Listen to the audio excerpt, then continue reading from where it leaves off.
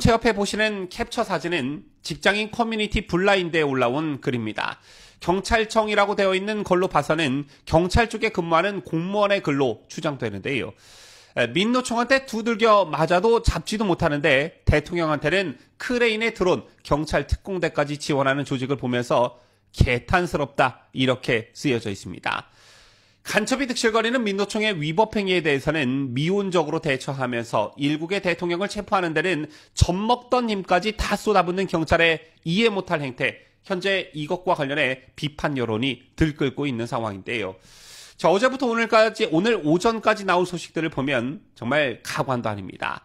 대통령 관저벽을 허물기 위해 크레인 투입을 검토 중에 있다. 수도권 형사 기동대와 마약 수사대 경찰에 대한 총동원령을 내렸다. 드론을 띄우는 것을 검토 중이다. 경호처 직원 1명당 경찰 4명이 달라붙어 모두 끌어내린다. 별의별 속보가 난무하고 있는 상황입니다.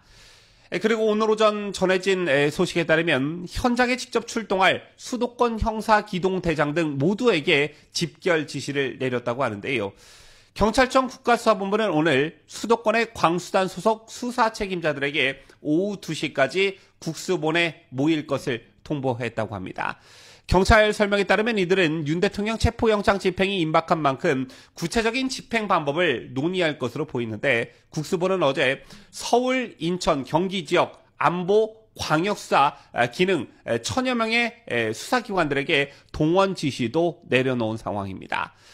따라서 경찰은 오늘 관저 등에 대한 현장 답사를 거친 뒤에 이르면 주말쯤 윤석열 대통령 체포에 나설 전망이라는 게 오늘 오전까지 전해진 경찰의 움직임에 대한 소식이었습니다. 자, 그러자 다른 게 내란이 아니라 바로 이런 경찰의 행태가 내란이다. 이런 비판 여론이 급물살을 타고 있습니다.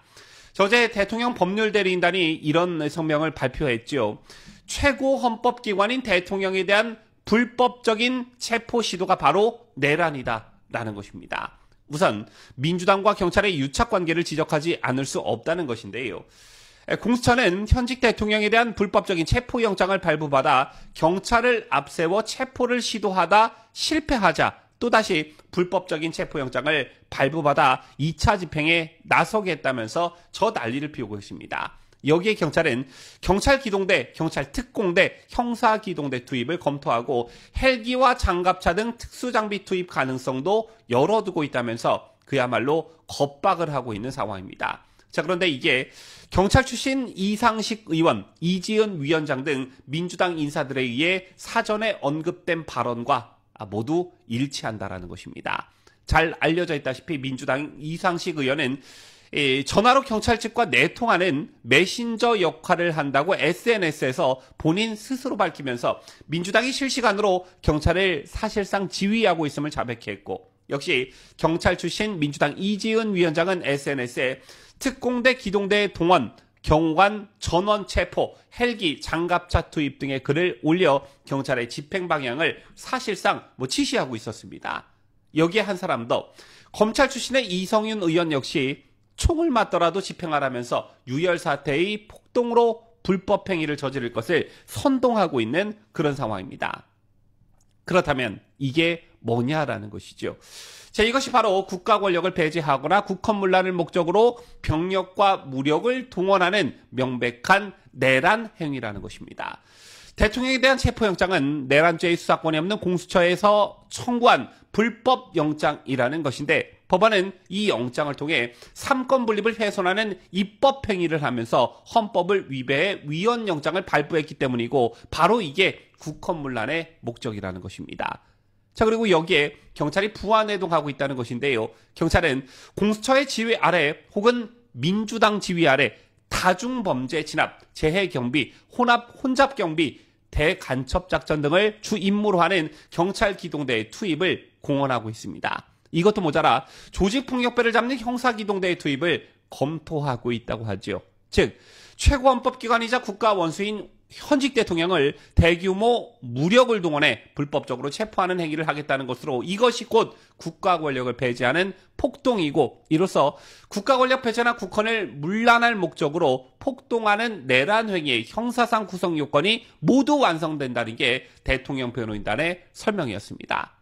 자, 그리고 보다 구체적으로 경찰은 공조수사본부라는 이름을 앞세우고는 있으나 영장의 집행 주체는 엄연히 공수처이고 경찰은 지원을 할 수 있을 뿐 대규모의 병력과 무력을 동원하는 폭력의 행사는 위법한 공무집행에 해당된다는 것입니다. 결론적으로 민주당과 공수처, 경찰이 내통하는 일사불란한 조직체계를 통해서 영장 집행이라는 이름으로 가장한 대규모의 무력을 사용해 현직 대통령에 대한 불법 체포를 통해 헌정 질서를 무너뜨리려 한다는 것이고 이게 바로 진정한 의미의 내란이고 국헌문란이라는 것입니다.